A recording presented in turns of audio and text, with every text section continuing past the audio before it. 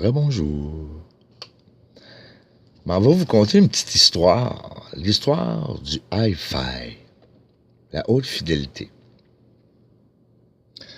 Dans les années 60, 70, 50, même au début du siècle, 1900, les années 1905, 1920,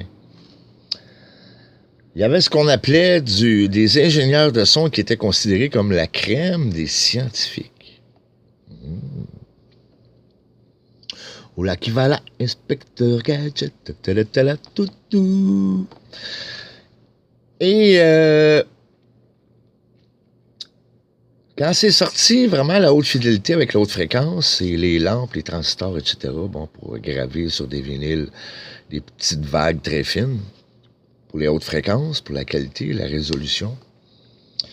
C'était un processus qui était fait avec... là, je vous parle de ça avant les années...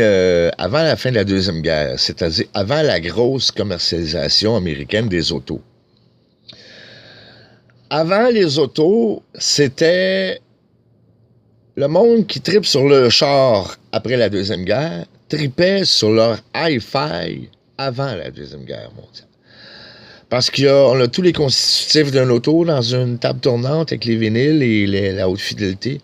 On a des freins, on a de l'entraînement, on a des courroies d'entraînement, des transmissions, des ratios, du guirage, de l'électromécanique, de l'électrotechnique, beaucoup, de la conception, du travail d'homme, de la création, de l'ingénierie.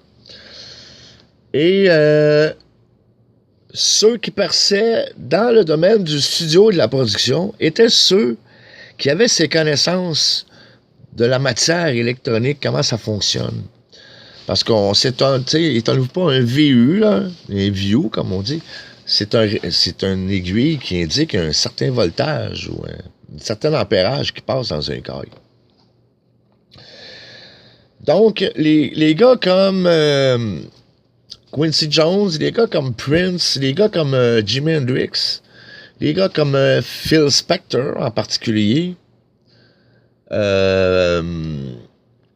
étaient des producteurs, réalisateurs en studio qui effectuaient et les prises de son, et le mixage, et le mastering, et la définition d'un producteur est celui qui est capable de prendre un artiste et de le mettre sur ruban.